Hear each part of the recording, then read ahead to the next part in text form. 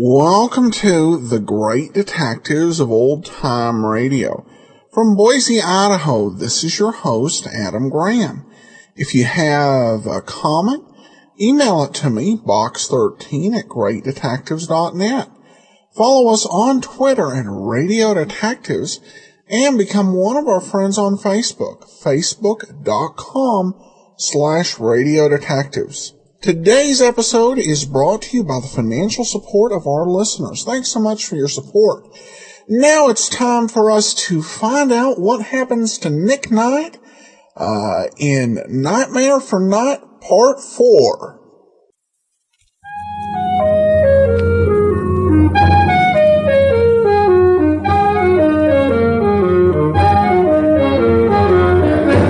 Carter Brown, Mysteries. Adventures in excitement and suspense, based on the best-selling novels by the slick storytelling sensation, Carter Brown.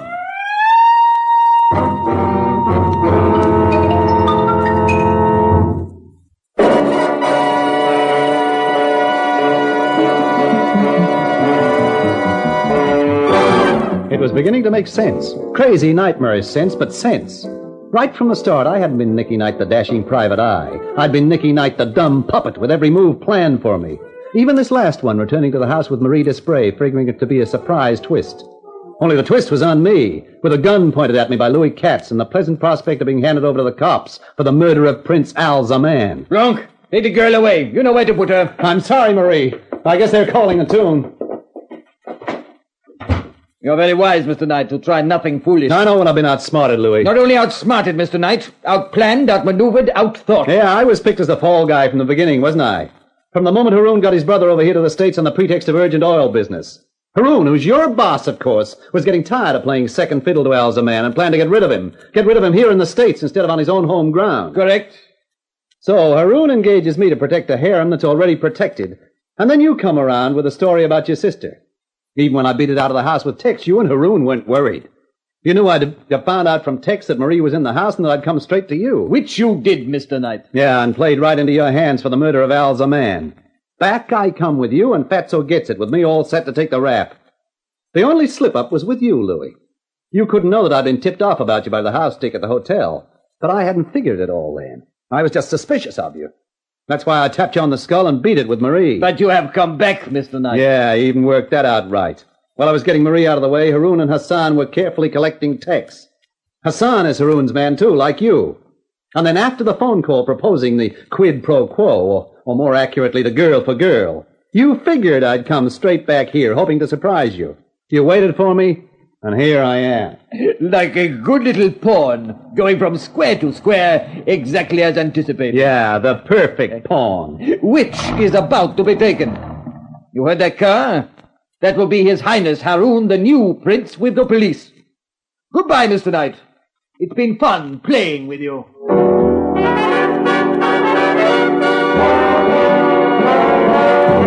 Yeah, they had it worked out to a T. T for Tombstone with my name on it. Oh, there's something very depressing about sitting in a cell swearing at yourself for a sucker.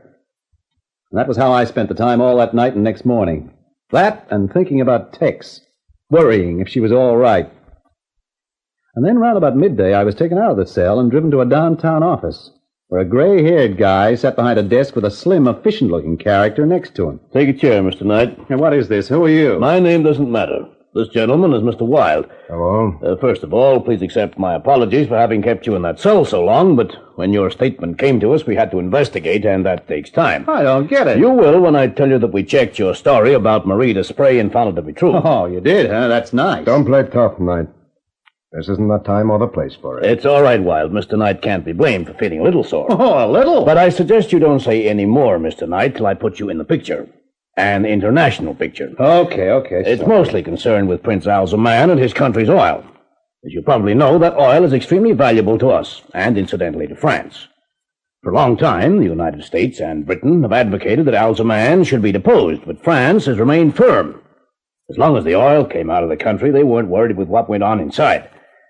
There's a Democratic Party within the country. It's been fostered for some time, and it's ready to take power.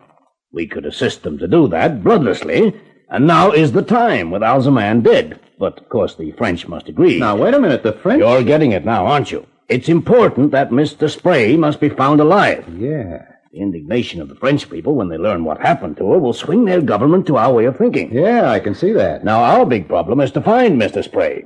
Have you any idea where she would be? Yeah, sure, somewhere in the house. It's an old place. There'd be a cellar. They'd probably put Tex there as well. Oh, yes, I'd forgotten about the other girl. I hadn't.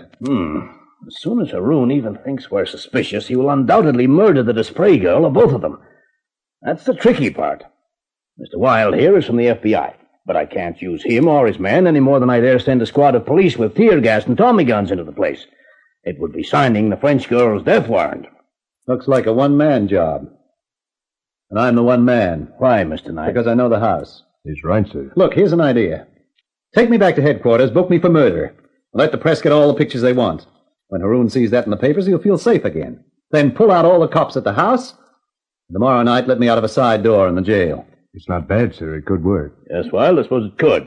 It's a risk, but on the other hand, I can't think of any better scheme. Very well, Mr. Knight. That's how we'll do it.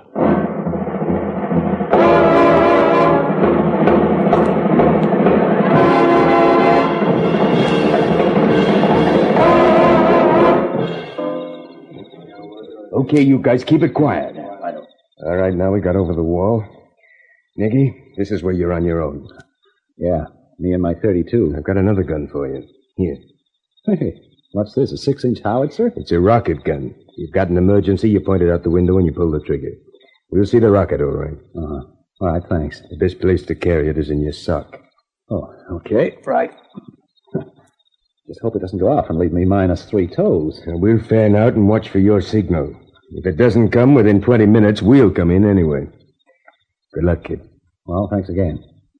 So long. For the third time now, I crept up to the back door. For the third time now, it was unlocked. These characters obviously didn't believe in guarding their rear. I was halfway across the kitchen, and I heard voices. I looked around for a place to hide. There was a broom cupboard built into the wall. I got in with the brooms and pulled the door to, leaving just a crack to see through.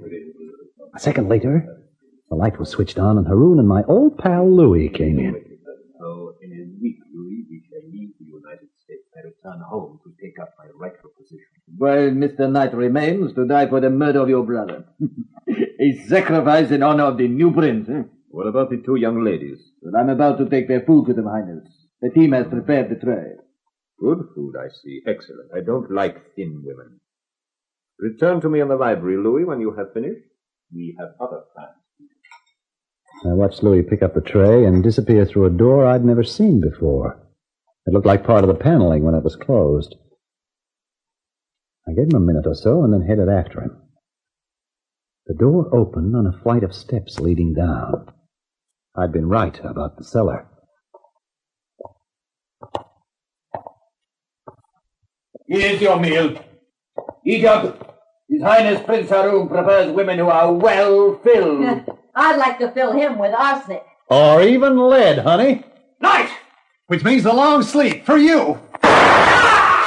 I knew you'd make it. I told Marie you'd find us. We're not out of here yet, Tex, baby. Get back to Marie and keep down on the floor, both of you. This will bring the rest of them here like hornets. All right, Nicky. Down on the floor, Marie, quick! It will not help you, Mr. Knight. Fire low, Hassan, to floor level. Hassan, the machine gun you see, Mr. Knight. Against that, you have no chance. No? Oh, that takes care of Hassan and his Tommy gun. Now you're on your own, Your Highness. Come on down and demonstrate how brave a prince can be. Not good enough, Haroun. What's the matter? Too scared to come down? No, Mr. Knight, not scared now since your gun is empty. I always wait my time, you see. And my time, Mr. Knight, is now. Is it?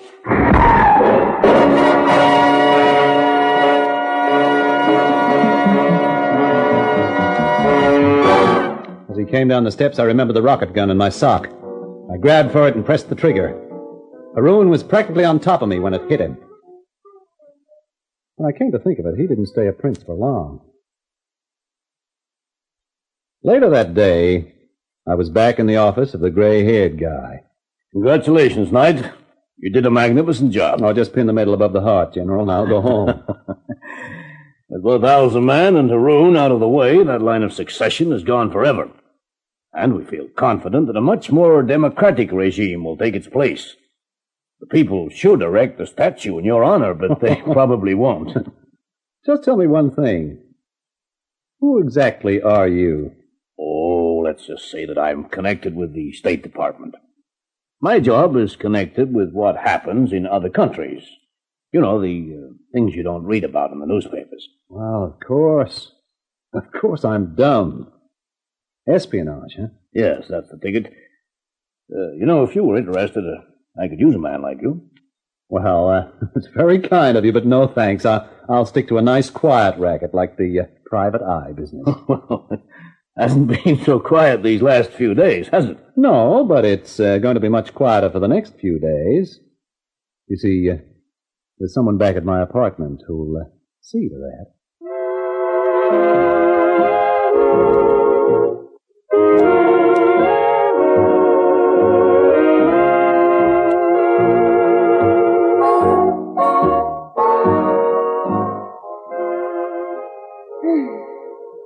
You know, Nicky?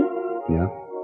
There were times when I just couldn't believe I'd ever sit in an American apartment again and hear some real American music again. With a real American man again, huh? Mm-hmm. Yeah, although, you know, those Eastern guys have one idea that's not bad. Mm-hmm. What's that? A harem. I think it's a wonderful idea. Oh? Sure, you get tired of a brunette, so you pick a blonde. You get tired of a blonde, and you pick a redhead. No. You want to rewrite it. You get tired of a certain brunette, and you pick up prussic acid in your morning coffee. I never drink morning coffee. You will that morning. Honey, I was only kidding. I love you, Tex. I love you, Nicky. Enough to marry me? Nicky, you've got yourself a one-woman harem for life.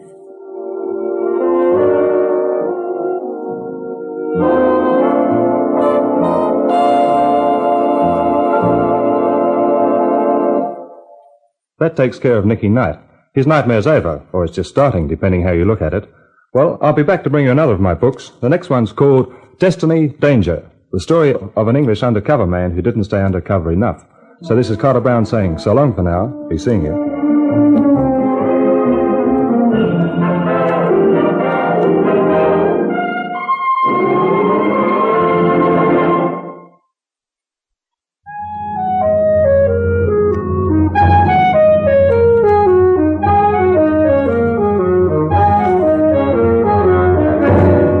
In Nightmare for Night, you heard June Salter as Tex, while as Nicky Knight you heard our star, John Bushell.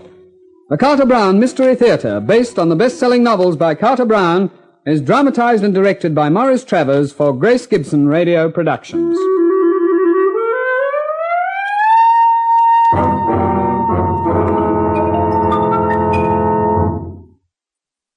Welcome back. These programs require suspension of disbelief. Some more than others. There's so much that's remarkable about the way that this all ended. You almost get the idea, since this is based on the book, that the writer of the Carter Brown stories got Nick Knight into such a predicament, couldn't figure out how to write him out. So we end up with a guy from the State Department hiring him to break into the new prince's quarters. And we get one of the most remarkable results. Only in a Carter Brown mystery show will you be sent to nonviolently rescue 2 hostages from the home of a foreign head of state and end up blowing up the foreign head of state instead and be told by a State Department official, nicely done, well played. Have you ever thought about joining up with us? I mean, in reality, if an oil-producing state had its prince blown apart with a rocket on U.S. soil, and the person who was illegally entering their premises was not punished, you would end up with a more, a radical leader, even in the 1950s. So this is just the most far-out ending to a mystery story that I've heard. That said, I also have to give some compliments to Carter Brown on this, in that his detectives can actually get married. Because his characters are, for the most part, one-time use. So he doesn't need to have this ongoing tension. Even though I think most, better, I guess the less said about this, the better. All right, well, next week we are actually switching the order of programs. Johnny Dollar will be first. Carter Brown's story will be second, which, with all the commentary I had on this week's show, might be better in the long run. Now, let's go ahead and take a listen to Johnny Dollar with Bob Bailey, Part 5 of The Henderson Matter. From Hollywood, it's time now for Johnny Dollar. I have a call for you from Hartford. Go ahead, please. Johnny? Right here. Connors at Paramount Adjusters. Say, what was this wire, Johnny? You serious about denying liability to Mrs. Henderson? I sure am. I think it'll bring the whole thing out in the open. This is pretty serious. Have you got any concrete evidence death wasn't accidental? Jim, I have a copy of the coroner's inquest. Concrete evidence that Mrs. Henderson lied under oath. She said her husband was drinking the morning he died. Everybody here believed he was a little crocked when he fell out that hotel window. I've got proof that he didn't have a drink that morning. What proof? No bottle in his room. No bottle brought there. Nothing. What do you say? Don't make a move, kiddo. I'll get the first plane.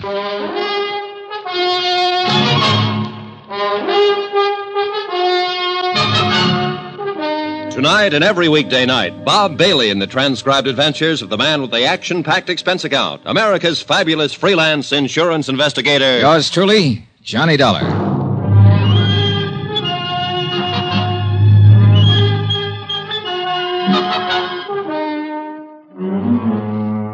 Expense account submitted by Special Investigator Johnny Dollar to Paramount Insurance Adjusters, Hartford, Connecticut. The following is an accounting of expenditures during my investigation of the Henderson matter. Sheriff Holton agreed that there was enough of a doubt about the circumstances prior to George Henderson's accidental death to warrant an official re-examination of all the facts. He promised me the police would start an immediate investigation. That was all I needed. I knew Mrs. Henderson would be re-questioned and that the pressure would start to build up. 14 hours later, when Tim Connors arrived in Culver, I had some pressure of my own. Well, Johnny, what? Well, the best thing we can do now is move in. Deny liability on the grounds that the accident is not proved. I suppose Mrs. Henderson sues us. All right, let her. Then the burden of proving that her husband's death was accidental would be on her. Look, Tim, contrary to her testimony under oath, Henderson didn't have a drink that morning he died. All right, she made a mistake. He had a heart attack, got dizzy, and tumbled out of the window. He wasn't drunk. Oh, don't talk nonsense, Tim. Listen to me.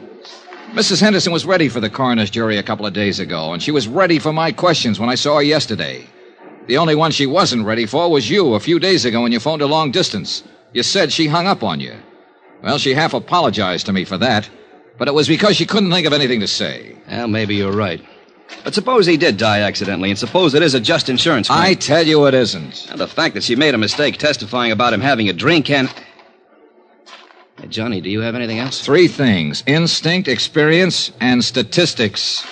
Pauline Henderson's a young woman. She married a wealthy older man.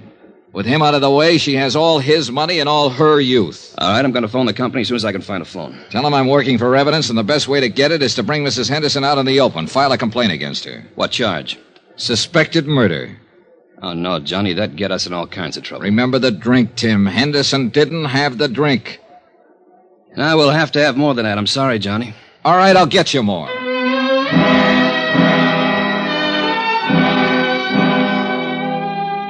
An hour later, I was with Sheriff Holden comparing notes.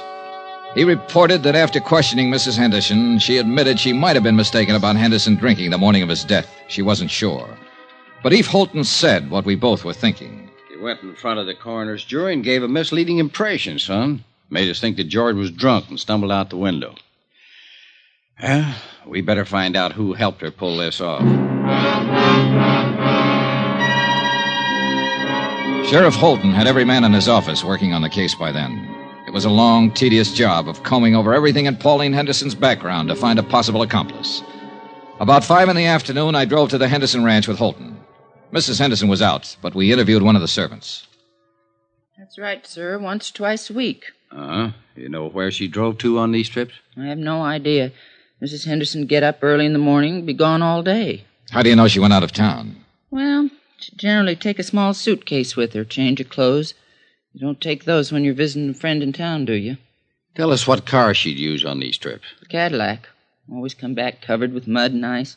Always have to be washed up. Mr. Henderson used to complain about that. About the car being dirty? About the trips, mostly. He and Mrs. Henderson had some pretty good arguments about him. He'd say Mrs. Henderson shouldn't visit that man. What man? Just that man. I never knew who it was they argued about. You've known Mrs. Henderson quite a long time, huh? Yes, sir. Knew her when she was a little girl, when she first came here. Saw her grow up, go away to school, go away to Europe, come back a little more grown up, and a little different every time. Were you surprised when Mr. Henderson married her? Well, no.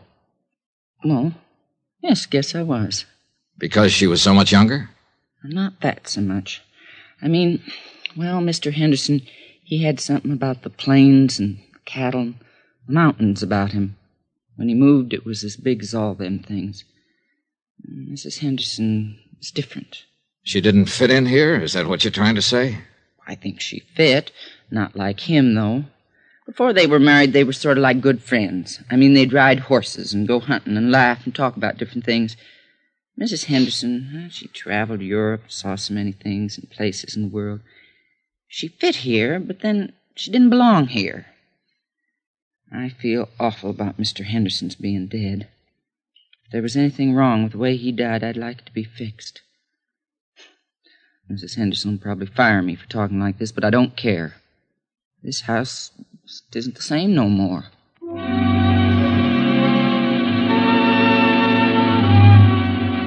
By the time we got back into town, Sheriff Holton's boys had discovered the names of 3 men who had been seen at various places around Culver in the company of Mrs. Henderson. Rod Tyler. Oh, who's he? Mining engineer. He's been away from here for over a year now. See, now, here's another one. Sam Pollard. Sam died 6 months ago. Hey. What? Noah Baxter. Noah Baxter. That name's vaguely familiar. Yeah, he owns a hotel you're staying in. A couple of ranches, too. Well, he might have been the one who tried to have you thrown out. Oh. He also owns the mayor. Young man? About 30, 35. Let's go see him. Another drive, this time north of Culver to the Baxter Ranch. We found Noah Baxter busy with his help shoring horns on cattle. A lean, tall man with thin features. If you're trying to find out if I've been seeing Pauline on the sly while she'd been married to George, why didn't you come right out and ask? All right, have you? No, not on the sly. There's nothing between us. George knew any time she came over here to see me. He was a good friend of mine. I'm sorry he's dead. Pauline's a good friend of mine, too.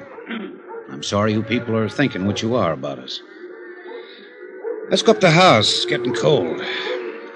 All right, Stan, that's enough for today. No, I got to ask you this. Where were you last Thursday? The day George died, Sheriff? Yeah. I was right here. Can you prove that? Sure. Ask anybody. You boys want a drink? No, thanks. No. Well, I do. Mac! Mac! I get it myself. When was the last time you were in Culver, Mr. Baxter? 3-4 weeks ago. My cook and the others handle what supplies we need. Do you mind if we talk to some of your help around here? No. What do you want to talk to him about? About last Thursday? About what happened when Mrs. Henderson came here to visit? It wouldn't look good if she came here to visit me, would it? Well, that depends on the circumstances, no? She'd come and sit there and read and look at some of those paintings.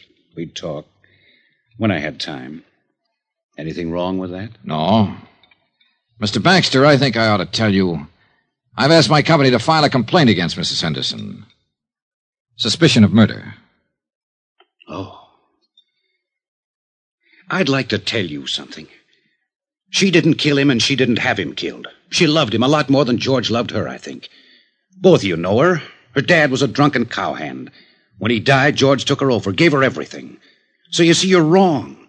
She loved George for giving her what he gave her, and mostly for being the kind of a man he was. I lied to you a couple of minutes ago. There was something between us. It was bound to happen sooner or later. She'd come here to cry on my shoulder, and I let her. Cry? About George. He wanted to divorce her. Didn't you know that? I had the idea it was the other way around. Oh, you're all wrong. George raised her, educated her, made her into a woman, and then he married her. And she wasn't what he wanted at all. Do you know who George wanted to marry? Mattie Knickerbocker, the schoolmarm. Go on. Oh, there was nothing between George and Mattie, but there would have been if he'd lived. What about you and Mrs. Henderson? Yeah. The thing that was between us was that I wanted her. She didn't want me, but I wanted her. I was glad when she told me about the divorce coming up. I really think she would have listened to me. But she wanted to be married to George. She really loved him. Sure you don't want one of these? No. No. And I really loved her. I went to see George last Thursday at his hotel. You know why? To tell him to go back to Pauline. Yeah, because I knew what he meant to her. You can talk to my people around here. They'd lie for me and say I was here last Thursday all day. They'd tell you that Pauline never came to see me. They'd lie right down the line for me. But, Mr. Dollar, I can't let you get out that complaint and take her in. One of my trucks was taking some beef to the hotel last Thursday. I rode in with the driver and went in the back way. I went right up to George's room to talk to him. Pauline had just left. I wanted to talk to him about the same things I've been telling you. I didn't want to hurt him. I loved him, the same as everybody loved him. When I got to his room, he wouldn't let me talk at all. He was mad that I interfered, and he tried to swing on me. I shoved him once. He went out the window. That's all. I killed him.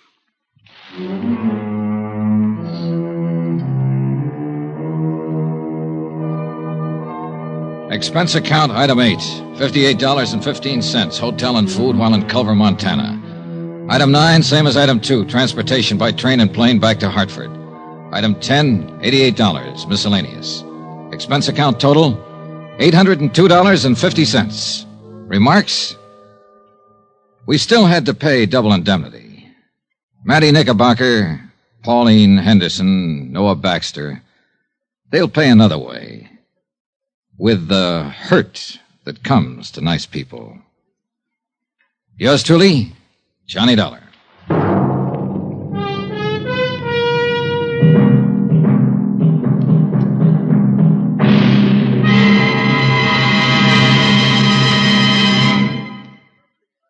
remember, there'll be another exciting story beginning next Monday night. Next week, a real mystery, complete with plenty of action, a beautiful blonde, and a killer lurking in the shadows. Join us, won't you?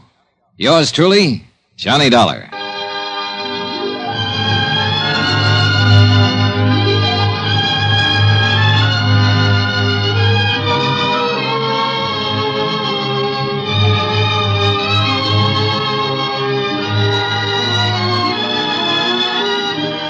Yours truly, Johnny Dollar, starring Bob Bailey, is transcribed in Hollywood. Written by John Dawson, it is produced and directed by Jack Johnstone. Heard in this week's cast were Lillian Bayef, Irene Tedrow, D.J. Thompson, Herb Ellis, Marvin Miller, Forrest Lewis, Bob Bruce, and Russ Thorson. Musical supervision by Amerigo Marino. Be sure to join us on Monday night, same time and station, for another exciting story of yours truly, Johnny Dollar. This is Roy Rowan speaking.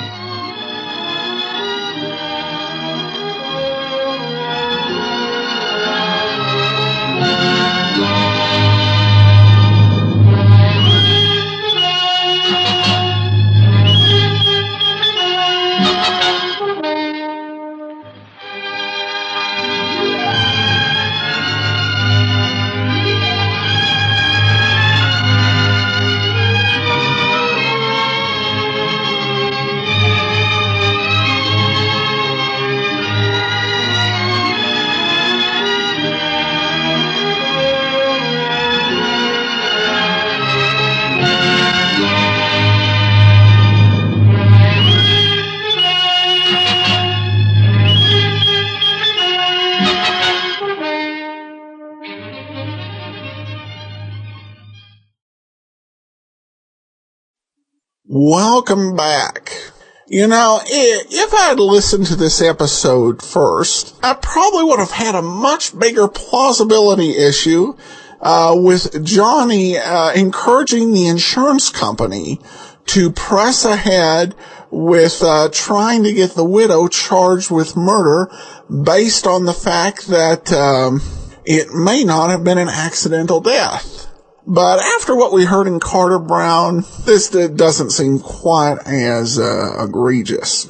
This was based on a John Lund Johnny Dollar script, The Underwood Matter. We played it as episode 570 back on December 30th, 2011. First aired February 27th, 1953. And like a lot of the Lund scripts, there was definitely, this one heads up to an anticlimactic conclusion. And really, you get the sense that Johnny's, for lack of a word, his sort of prejudice from all the years that he has been in insurance investigation, playing the percentages, that he had a really firm idea of what was going on and how this was going to go. And really, uncharacteristically, I think in some ways went off half-cocked, just kind of on instinct here. And it didn't quite turn out in this episode.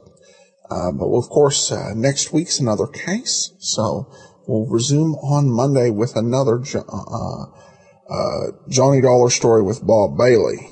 Now we turn to listener comments and feedback.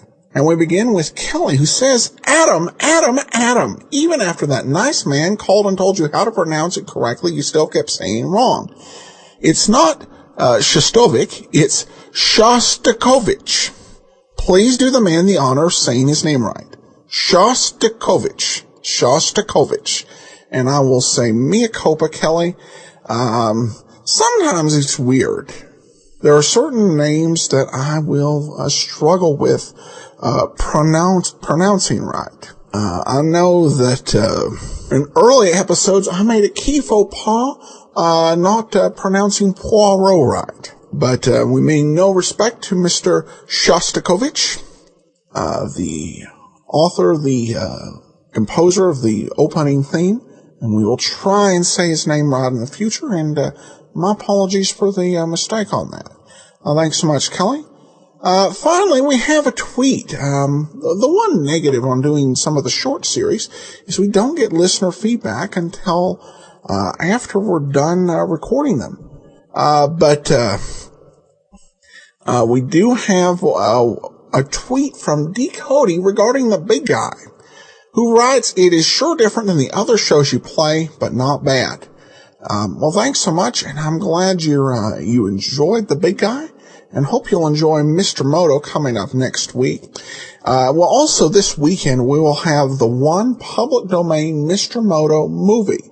Mr. Moto's Last Warning will be this month's video theater. I'll have more details in terms of family friendliness and stuff like that.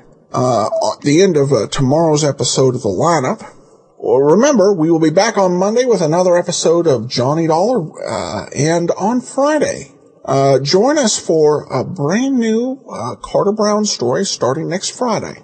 In the meantime, send your comments to box13 at greatdetectives.net. Follow us on Twitter, Radio Detectives, and become one of our friends on Facebook, facebook.com/Radio Detectives. From Boise, Idaho, this is your host, Adam Graham, signing off.